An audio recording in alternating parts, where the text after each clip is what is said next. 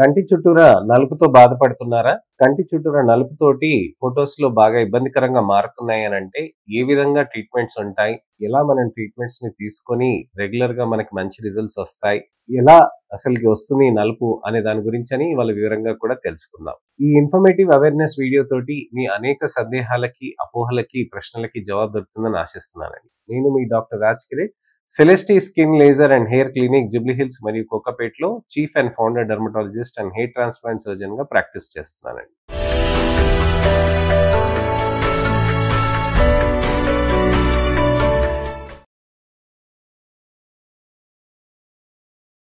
చాలా మందికి కంటి చుట్టూరా నలుపుతోటి ఇబ్బంది పడుతూ ఉంటారు. కంటి చుట్టూరా నలుపు అనేది 3 రకాలుగా ఉంటుందన్నమాట. ఒకటి వాల్యూమ్ లాస్, రెండోది టెక్స్చర్, మూడోది పిగ్మెంటేషన్.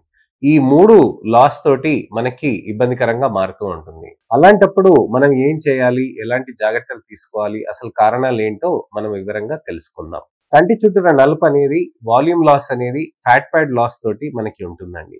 అంటే ఇక్కడ చర్మంలో మనకి ఫేస్ పైన మనకి డీప్ మజిల్ ఫ్యాట్ ప్యాడ్స్ అనేటివి ఉంటాయండి. అంటే ఇక్కడ మీరు చేతి పైన చర్మం చూసుకున్నారనుకోండి, చర్మం ఉంటుంది, పైన పొర, కింద పొర ఉంటుంది, తర్వాత కొవ్వు లేయర్ ఉంటుంది. దాన్ని మనం సబ్క్యూటేనియస్ ఫ్యాట్ అని అంటాం. దాని కింద కండరాలుంటాయి, నరాలుంటాయి, ఆ తర్వాత ఎముకలుంటాయి. ఇది మనకి జరిగే అనాటమీ మనకి మామూలుగా ఉండే చర్మంలో ఈ విధంగా ఉంటుందన్నమాట. అదే ఫేస్ పైనకొచ్చేసి మీకు చర్మంలో పైన పొర ఎపిడర్మిస్ ఉంటుందండి, కింద పొర డెర్మిస్ ఉంటుందండి, సబ్క్యూటేనియస్ ఫ్యాట్ ఉంటాయి, కండరాలుంటాయి. కండరాల తర్వాత ఎముకకి మధ్యలో మీకొక డీప్ మజిల్ ఫ్యాట్ ప్యాడ్ అనేది ఒకటి ఉంటుందన్నమాట. ఈ డీప్ మజిల్ ఫ్యాట్ ప్యాడ్ అనేది మనకి చర్మం లోపలికి ఇక్కడ ఉంటుందన్నమాట. అంటే మనకి ఇక్కడ ఈ భాగంలో కొన్ని, కంటి కింద కొన్ని, తర్వాతనేమో ఇక్కడ ఈ భాగంలో, ఇక్కడ ఈ భాగంలో, ఇక్కడ భాగంలో, అలానే మూతి చుట్టూరా ఒక భాగంలో అలా ఉంటాయన్నమాట. ఈ డీప్ మజిల్ ఫ్యాట్ ప్యాడ్స్ అనే దాంతోటి మనకి చర్మంలో స్ట్రక్చర్ అనేది బిల్ట్ అయి ఉంటుందండి. అది జెనెటిక్ రీజన్ తోటి వస్తుందన్నమాట. ఈ డీప్ మజిల్ ఫ్యాట్ ప్యాడ్స్ మనకి ఎప్పుడైనా గానీ చర్మంని మంచి లేయర్డ్‌గా ఉంచేసి టాట్‌గా ఉంచుతుందన్నమాట. అంటే మనకి గట్టిగా ఆ లేయర్‌లో మనకు ఉంచుతుందన్నమాట.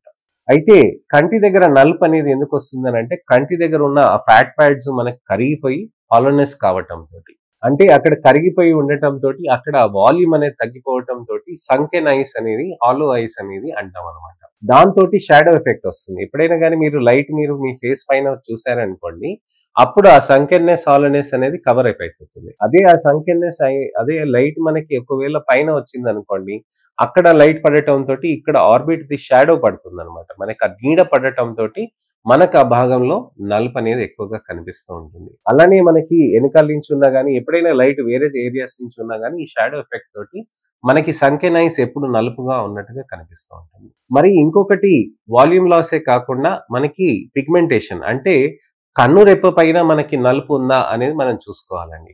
కన్ను రెప్ప పైన నలుపు ఉందా లేదా అని మనకి ఎలా తెలుస్తుందనంటే, మనకి ఇలా కన్ను రెప్ప మనకి చూస్తే తెలిసిపోతుంది గదండీ నలుపు ఉందని. ఒకవేళ ఆ నలుపు మనకి వాల్యూమ్ లాస్ తోటి ఉందా, దీనితోటి ఉందా అనంటే దాన్ని ఒక స్ట్రెచ్ టెస్ట్ అంటారు. చర్మాన్ని ఇలా కిందికి లాక్కోవాలండి. ఇలా లాక్కున్నప్పుడు మనకి చర్మంలో అక్కడ మనకి వాల్యూమ్ లాస్ లేకుండా మనకి మంచిగా నీట్ నలుపు అలానే కనిపిస్తుంది అనంటే అది పిగ్మెంటేషన్ వచ్చినట్టు. అదే మనకి చర్మం ఇలా స్ట్రెచ్ చేసినప్పుడు మనకు ఆ విధంగా మనకి నలుపు కనిపించకుండా నీట్‌గా కనిపిస్తుందనుకోండి, అది మనకి టెక్స్చరల్ ప్రాబ్లమ్ ఉన్నట్టుగా. చర్మం లోపల కిందకెళ్ళి ఇలా మనం పుష్ చేసుకున్నాం అనుకోండి, ఇక్కడ మనకు కొద్దిగా బెటర్‌గా కనిపించిందనుకోండి, అది వాల్యూమ్ లాస్ అయినట్టుగా. సో, టెక్స్చర్ ఒకటి, అలానే మనకి పిగ్మెంటేషన్ ఒకటి, వాల్యూమ్ లాస్ ఒకటండి. సో, వాల్యూమ్ లాస్ గురించి తెలుసుకుందాం. పిగ్మెంటేషన్ అనేది నలుపుగా అక్కడ రంగు అక్కడ ఉండటంతోటి ఆ పిగ్మెంటేషన్ రంగు అనేది మనకి నలుపుగా ఇబ్బంది పెడుతూ ఉంటుంది. అది మాక్యులర్ అమెలిడోసిస్ కానివ్వండి, పోస్ట్ ఇన్‌ఫ్లమేటరీ హైపర్ పిగ్మెంటోసిస్ కానివ్వండి, సింపుల్ నల్ ఉండొచ్చండి. లైకెన్ ప్లానస్ పిగ్మెంటోసిస్ కూడా ఉండొచ్చు. అలానే జెనెటిక్ ట్రైట్‌లో పిగ్మెంటరీ డీమార్కేషన్ లైన్స్ కూడా ఉండవచ్చనమాట. అక్కడ నలుపు సహజంగా వచ్చేస్తుంది కాబట్టి, జెనెటిక్ పరంగా కూడా రావచ్చు కాబట్టి, దానికి ఆ మెడికల్ కండిషన్‌ని మనం ట్రీట్ చేయాల్సిన అవసరం ఉంటుందనమాట. మరి టెక్స్చర్ ఏంటి సార్ అని అంటారు. టెక్స్చర్ అంటే మీ చర్మాన్ని ఇలా తీసుకొని మీరు వదిలేయండి. అది మృదువుగా ఉండి ఇమ్మీడియేట్‌గా వెనక్కెళ్ళిందనుకోండి, అక్కడ మీకు హైడ్రేటెడ్‌గా ఉన్నట్టు.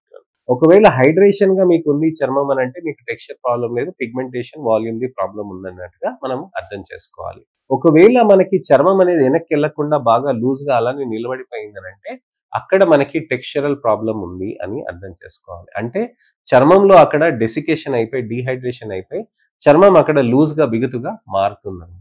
లూజ్‌గా అయిపోయేటప్పటికి మనకి చర్మం అక్కడ అంతా ఇలా రింకిల్స్ అనేటివి ఫార్మ్ అవుతాయన్నమాట. సో ఈ వ్రింకిల్స్ అనేటివి ఫామ్ అయిన దానికి మనకు హైల్యూరానిక్ యాసిడ్ థెరపీస్ తోటి బెటర్‌గా అవుతుందండి. అలానే ఇతరితర ట్రీట్మెంట్స్ కూడా మనం తీసుకోవచ్చనమాట. అయితే కంటి చుట్టూరున్న నలుపుకి under eye serums, under eye తర్వాత మీకు ఫేషియల్స్, అండర్ ఐ ప్రొసీజర్స్ అనేటివి ఉంటాయి.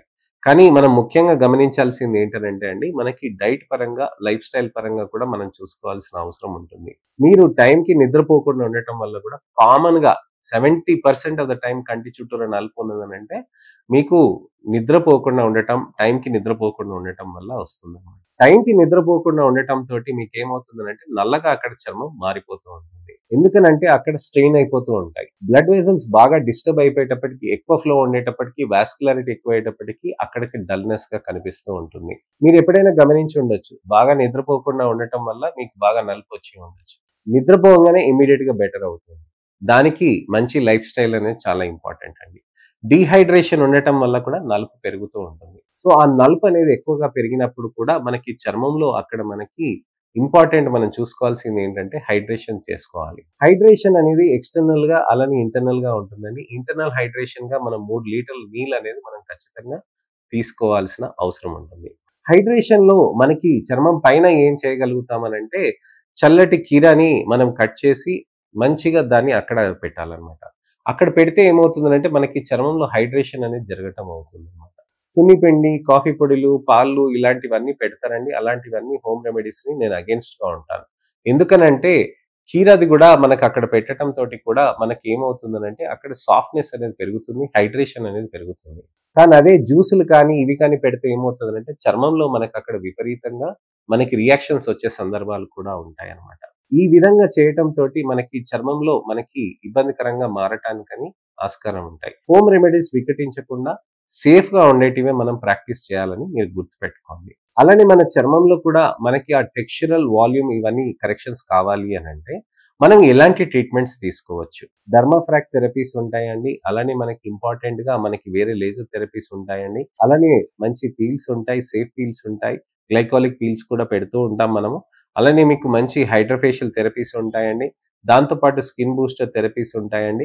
ఫిల్లర్ థెరపీస్ కూడా ఉంటాయన్నమాట. అసలు ఈ దేనికి ఏ విధంగా చేస్తారో అనే దాని గురించి కూడా నేను మీకు వివరిస్తూ ఉంటాను. డైట్‌లో ఏది ముఖ్యమైంది అనంటే మనం గమనించాల్సింది ఏంటనంటే నిమ్మకాయ రసము, తేనెతోటి తీసుకోవచ్చండి. ఉసిరికాయలు రోజుకి 3 ఉసిరికాయలు తీసుకోవాలండి. వాల్‌నట్స్, పిస్తా పప్పులు అలానే మనకి బాదం పప్పులనేవి తీసుకోవాలండి. సోయాబీన్ చంక్స్ కూడా తీసుకుంటూ ఉంటే మనకి మంచి ప్రోటీన్ కూడా బిల్డప్ అవుతూ ఉంటుందండి. అలానే మనకి ముఖ్యమైనది ఏంటంటే అన్ని రకాలైన ఫ్రూట్ జ్యూసెస్ కూడా తీసుకుంటూ ఉండాలి.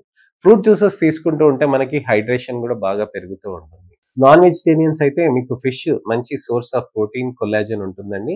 దాంతోటి చర్మంలో కూడా మీకు టెక్స్చర్ అనేది ఇంప్రూవ్‌మెంట్ అనేది ఎక్కువగా జరుగుతూ ఉంటుంది. టైంకి నిద్రపోవటం అనేది మాత్రం ఖచ్చితంగా చేయాల్సిన అవసరం ఉంటుంది. నా దగ్గర ఎంతోమంది పేషెంట్స్ వచ్చి ఫిల్లర్స్ చేసుకుంటూ ఉంటారు. ఫిల్లర్స్ అనేవి ఏంటి? అసలు ఏ విధంగా సేఫ్‌గా ఉంటాయి? అనే దాని గురించని ఇవాళ నేను మీకు చెప్తానండి. ఫిల్లర్స్ అనేటివి హైల్యూరానిక్ యాసిడ్ సబ్స్టెన్స్ ఉన్న పదార్థం అండి. హైల్యూరానిక్ యాసిడ్ అనేది మన చర్మంలో ఎప్పుడూ ఉండేదే అన్నమాట. ఈ హైల్యూరానిక్ యాసిడ్ ఏదైతే చర్మంలో మనకెప్పుడూ ఉంటుందో, ఆ చర్మంలో ఉన్న హైల్యూరానిక్ యాసిడ్‌ని మనం సింథసైజ్ చేసి, అది ఇక్కడ మళ్ళీ రీఇంట్రడక్షన్ చేస్తారనమాట. ఇక్కడ మనకి హైల్యూరానిక్ యాసిడ్ ఇక్కడ పెట్టడం తోటి ఒక వాల్యూమ్ అనేది మనకక్కడ ప్రొడక్షన్ లాగా అక్కడ ఉంటుందనమాట. ఈ హైల్యూరానిక్ యాసిడ్ న్యాచురల్లీ అకరింగ్ సబ్స్టెన్స్. అందుకోసం మనం అక్కడ పెట్టినప్పుడు సేఫ్‌గా ఉంటుంది. కానీ ఎక్స్‌పీరియన్స్‌డ్ డాక్టర్సే చేయాల్సిన అవసరం ఇది. ఇది మనకి ఇష్టమున్నట్టుగా అడపదడపక చేయించుకోవద్దండి. జాగ్రత్తగా మనం చేయించుకోవాల్సిన అవసరం ఉంటుంది. ఇక్కడ మనం చేసినాక ఒక్కసారి మనం అక్కడ హైల్యూరానిక్ యాసిడ్ పెట్టినాక సెటిల్ అయినాక, మనం అక్కడ మళ్ళీ మనం ఒక 6 మంత్స్ తర్వాతనే మనం ఏమైనా టచప్ చేసుకోవాల్సిన అవసరం ఉంటుందండి. 6 మంత్స్ వరకు అక్కడ అయితే మినిమమ్‌గా ఉంటుందండి. డాక్టర్ గారు ఓన్లీ 6 మంత్సేనా అనంటే, ఇది హైల్యూరానిక్ యాసిడ్ న్యాచురల్లీ అకరింగ్ సబ్స్టెన్స్. అంటే ఇది అక్కడ ఉండటంతోటి ఏమవుతదనంటే, అక్కడ న్యాచురల్‌గా ఉంది కాబట్టి చర్మంలో అది మామూలు సబ్స్టెన్స్ లాగా రికవర్ చేస్తుంది కాబట్టి, బ్లడ్ రికగ్నైజ్ చేస్తుంది కాబట్టి, దాన్ని డైజెస్ట్ చేసి మెటబలైజ్ చేసేస్తుందనమాట. అందుకోసమే అది ఇమ్మీడియేట్‌గా బయటికెళ్తది. ఇప్పుడు ఎవరికైనా గాని పేషెంట్‌కి మీరు చూస్తే ఫ్రాక్చర్ అయిందని అనుకోండి ఒకటి, ప్లేట్ ఒకటి ఇమిడారనుకోండి, లోపల పెట్టారనుకోండి, అది ఆ ఇమిడ్చిన ప్లేట్ ఎప్పుడు కూడా మీకు అక్కడే ఉండిపోతుంది. అంతేగాని ఎప్పుడు కరగదు. ఎందుకనంటే అది ఆర్టిఫిషియల్ సబ్స్టెన్స్ కాబట్టి. ఇది న్యాచురల్ అకరింగ్ సబ్స్టెన్స్ కాబట్టి 6 నెలల్లో ఇది కరిగిపోతుందనమాట. ఇది 6 నెలల్లో కరిగిపోయినప్పుడు మళ్ళీ సహజంగా అలా ఉంటుంది. మళ్ళీ టచప్ అనేది చేసుకోవాలనమాట. అది మనకి ఒక మంచిగా సేఫ్‌గా చేస్తూ ఉంటాం కాబట్టి రెగ్యులర్‌గా కూడా చేసుకోవచ్చు. కొంతమందికి అది 6 నెలలు కాస్త సంవత్సరం కూడా కావచ్చండి. 2 సంవత్సరాలు కూడా నిలబడొచ్చు. Depending from body to body. అయితే ఇది ఫిల్లర్ అండి. ఫిల్లర్ అనేది మీకు సేఫ్‌గా ఇది చేయొచ్చు. అయితే టెక్స్చరల్ ఉంటే, పిగ్మెంటేషన్ ఉంటే ఎలా చేస్తాము అనంటే, హైడ్రేటింగ్ పదార్థాలు కొన్ని అక్కడ ఇవ్వటంతోటి అక్కడ చర్మంలో మనకి బెటర్‌గా అవుతాయి. మైక్రో బూస్టర్ థెరపీస్ అనేటివి చేస్తామండి. చర్మం చుట్టూరా మనకది రోల్ చేసి మైక్రో బూస్టర్స్ అప్లై చేస్తూ ఉంటాం. అలానే micro needling serum infusion therapies ఉంటాయి. Micro needling serum infusion therapies అక్కడ చేసినప్పుడు చిన్నగా సూక్ష్మంగా సీరం అనేది అక్కడ లోపల చర్మం లోపలికి డిపాజిట్ చేస్తుందండి. ఆ సీరమ్స్ అక్కడ లోపల కొల్లాజెన్‌ని స్టిమ్యులేట్ చేసి పిగ్మెంటేషన్‌ని కూడా బాగా తగ్గిస్తూ ఉంటుంది. పీల్స్ కూడా అంతేనండి. మీకక్కడ అప్లై చేసి వాష్ చేయటం తోటి కూడా మీకక్కడ మంచి బెనిఫిట్స్ అనేటివి ఉంటాయి. అలానే మీకు మంచి glutathione tablets, vitamin C tablets ఇలాంటివి కూడా అన్నీ వాడటం తోటి కూడా మీకు మంచి బెనిఫిట్స్ అనేటివి వస్తూ ఉంటాయి. సో, ఇదండి విషయం. చర్మంలో మీకు కంటి చుట్టూరా చర్మంలో మీకు నలుపు ఎందుకొచ్చిందనే దాని గురించి వివరించాను. డైట్ గురించి వివరించాను. లైఫ్ స్టైల్ గురించి వివరించాను. ఇతరత్ర ప్రొసీజర్స్ గురించి కూడా ఏ విధంగా సేఫ్‌గా ఉంటాయి, మంచిగా ఉంటాయి, ఎన్ని రోజులకి ఇది పనిచేస్తుంది అనే దాని గురించి కూడా నేను మీకు వివరించాను. ఇంకేమైనా సందేహాలున్నా, అపోహలున్నా, ప్రశ్నలున్నా తప్పకుండా కామెంట్ సెక్షన్‌లో పెడితే నాకు సమయం కుదిరినప్పుడు మీకు వీడియో రిప్లై కానీ, టెక్స్ట్ రిప్లై కానీ తప్పకుండా నేను చేస్తానండి. అలానే మీరు నా ఛానెల్‌ని సబ్స్క్రైబ్ చేసుకొని నోటిఫికేషన్ బటన్ నొక్కి నా వీడియోస్‌ని కూడా లైక్ చేసి అందరికీ షేర్ చేయండి. నా అవేర్‌నెస్ క్యాంపెయిన్‌లో మీరు కూడా పాలు పంచుకుంటారని ఆశిస్తున్నానండి.